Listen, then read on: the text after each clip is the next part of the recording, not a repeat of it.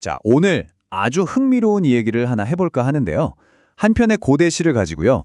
여기서 던지는 질문이 정말 대단합니다. 아니, 어떻게 한 사람의 기도가 민족 전체의 운명이 될 수 있었을까요? 정말 궁금하지 않으세요? 바로 그 이야기 지금부터 한번 파헤쳐 보겠습니다. 네, 바로 이 질문입니다. 한 사람의 기도가 과연 민족 전체의 운명을 결정할 수 있을까? 한 개인의 목소리가 정말로 이 거대한 공동체의 미래를 좌우할 힘을 가질 수 있을까요?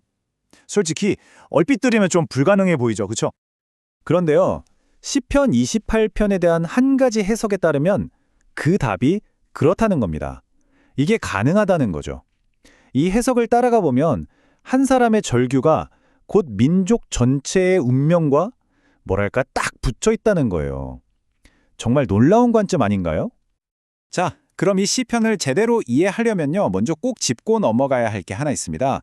고대 이스라엘 문화의 아주 핵심적인 개념인데요. 이게 바로 시편 전체를 풀어내는 뭐랄까 마스터치 같은 거거든요. 그 개념이 뭐냐면요, 바로 운명 공동체라는 겁니다. 이게 무슨 말이냐? 고대 이스라엘에서는요, 개인하고 공동체의 운명이 절대 떨어질 수 없는 그냥 하나라고 봤어요. 아주 깊숙이 얽혀 있는 거죠. 그러니까 한 사람이 잘 되면 다 같이 잘 되는 거고, 한 사람이 잘못되면 그냥 다 같이 힘들어지는 거예요. 그야말로 한 배를 탄 운명이었던 셈이죠. 근데 이게 그냥 우리는 하나야 하는 그런 추상적인 생각에 그친 게 아니었어요. 이들의 역사 속에 보면요, 이 운명 공동체라는 개념이 실제로 어떤 결과를 낳았는지 보여주는 아주 구체적인 사례들이 있습니다. 한번 볼까요? 자, 한번 자세히 보시죠. 먼저 아간의 죄. 이 아간이라는 사람이 저지른 단 한 번의 죄 때문에 이스라엘 전체가 전쟁에서 져요. 그냥 져요. 또 있죠. 사울 왕. 이 왕 한 사람의 불순종이 나라 전체를 위기에 빠뜨립니다. 반면에 다윗 왕이 신실했을 때는 어땠나요? 그 축복이 온 백성에게 그대로 흘러갔죠. 와, 정말 한 사람의 행동이 가진 파급력이 어마어마했다는 걸 알 수 있는 대목이죠. 그러니까 핵심은 이거예요. 이 원칙이 왕이나 제사장 같은 높은 사람한테만 적용된 게 아니라는 겁니다. 사회의 가장 높은 곳에서부터 가장 낮은 곳까지, 심지어 평범한 시민 한 명에게까지도 적용됐다는 거죠. 그 한 사람이 공동체 전체를 대표하고 그의 행동이 곧 공동체 전체 행동으로 여겨졌던 거예요. 자, 그럼 이제 드디어 이 운명 공동체라는 열쇠를 손에 쥐고 시편 28편의 문을 한번 열어보겠습니다. 과연 이 관점으로 시를 들여다보면 그 의미가 얼마나 깊고 또 어떻게 달라지는지 우리 같이 한번 확인해 보시죠. 시편은 이렇게 시작합니다. 정말 아주 절박한 개인적인 호소로요. 여호와여, 내가 주께 부르짖어오니 나의 반석이여 내게 귀를 막지 마소서. 이 구절을 보면 나라는 말이 계속 나오잖아요. 한 사람의 고통이 정말 생생하게 느껴져요. 마치 깊은 절망의 구덩이 바로 앞에서 살려달라고 외치는 소리 같죠. 자, 바로 여기가 정말 흥미로운 지점입니다. 이 해석에서는 시편 기자가 말하는 이 나를 단순히 한 개인으로 보지 않는다는 거예요. 그럼 누구냐? 바로 위기에 처한 이스라엘 공동체 전체를 상징하는 목소리라는 거죠. 와, 그러니까 나라고 말하고 있지만 사실은 우리를 이야기하고 있었던 겁니다. 나의 운명이 곧 우리 민족 전체의 운명이었던 셈이에요.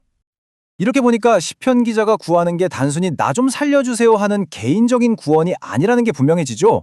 그보다 훨씬 더 큰 문제예요. 바로 우리 공동체 전체를 위협하는 저 악의 세력에 맞서서 제발 신의 정의를 바로 세워달라는 간절한 외침인 겁니다.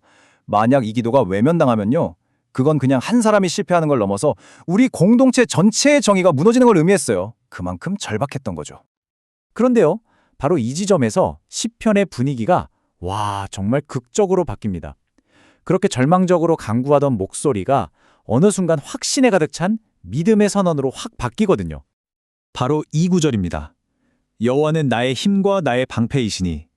여기가 바로 그 전환점이에요. 잘 생각해보면 아직 주변 상황은 아무것도 변한 게 없어요.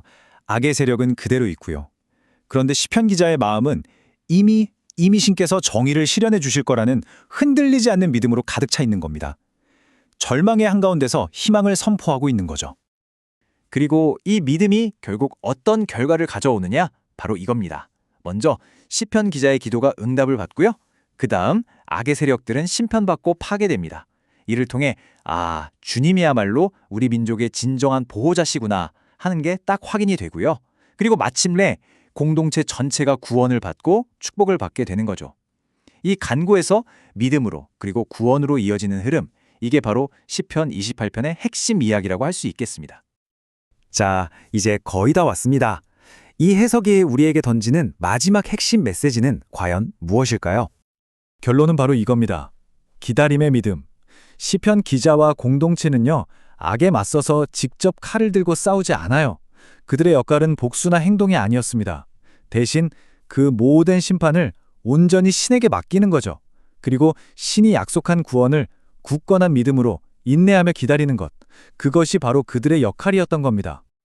그리고 시편의 맨 마지막 구절이 이 모든 걸 다시 한번 딱 확인시켜줍니다. 주의 백성을 구원하시며 주의 산업에 복을 주시고. 보세요. 기도가 명백하게 나가 아니라 주의 백성, 즉 공동체 전체를 향한 축복으로 끝나잖아요. 정말 그렇죠? 한 개인의 절절한 기도로 시작했지만 결국에는 공동체 전체의 구원과 영원한 인도를 비는 것으로 장엄하게 마무리되는 겁니다.